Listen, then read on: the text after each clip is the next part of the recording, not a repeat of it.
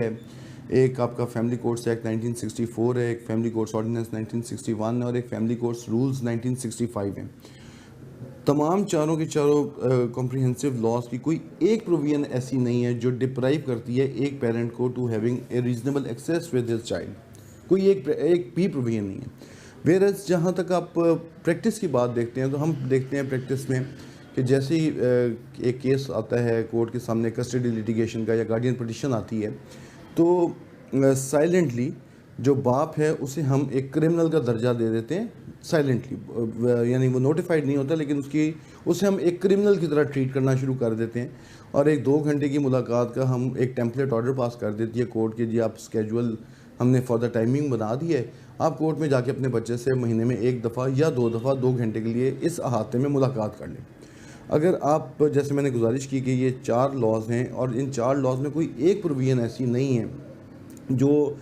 Restrict کرتی ہے بچے کی، طلاق سے متاثرہ بچے کی اپنے نان کسٹوڈیل پیرنٹ سے ایکول ایکسیس کو، کوئی ایک پروویژن ایسی نہیں ہے۔ نہ کوئی ایسی پروویژن ہے جو پابند کرتی ہے کورٹ کو کہ آپ نے ملاقات کورٹ پریمیسز میں ہی دینی ہے۔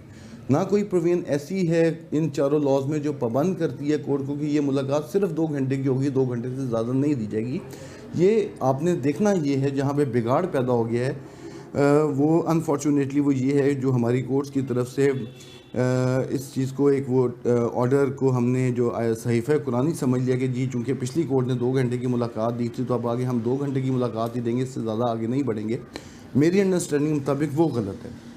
وہ ایجوکیٹ کرنے کی ضرورت ہے کورٹ کو کہ یہ ویلفیئر آف مائنر جو پیراماؤنٹ کنسیڈریشن ہے یہ صرف کسٹڈی کے موقع پہ نہیں دیکھی جائے گی، یہ ویلفیئر آف مائنر وزیٹیشن کے موقع پہ بھی دیکھی جائے گی۔ ہماری کورٹس کو یہ سمجھنا چاہیے کہ ڈیورس میاں اور بیوی کے درمیان ہو رہی ہے، نہ کہ ماں اور باپ کے درمیان۔ جب آپ 2 گھنٹے کی ملاقات کے لیے بچے کو پابند کر دیتے ہیں کہ جی آپ نے 2 گھنٹے کے لیے کورٹ پریمیسز میں مہینے میں 1 دفعہ یا 2 دفعہ اپنے نان کسٹوڈیل والد، چونکہ اس لیٹیگیشن میں والد زیادہ ہیں تو میں ان کا ذکر کروں گا، حالانکہ اس لیٹیگیشن میں بہرحال مائیں بھی نان کسٹوڈیل ہیں اور فادرز بھی نان کسٹوڈیل ہیں، لیکن نان کسٹوڈیل فادرز چونکہ زیادہ ہیں تو وہ ڈپرائیو ہو رہے ہیں۔ دوسرا سوال میرا فہد احمد صدیقی صاحب سے یہ ہے کہ ہماری جو عدالتیں ہیں جب وہ باپ کے اوپر مینٹیننس فکس کرتی ہیں کہ منتھلی اتنا ایکسپینس انہوں نے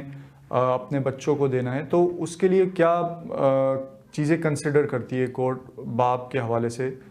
اس فیصلے کو دینے سے پہلے؟ سو بیسیکلی جو مینٹیننس لگتی ہے وہ social status of the father, یعنی فیملیز دیکھا جاتا ہے، باپ کا سوشل سٹیٹس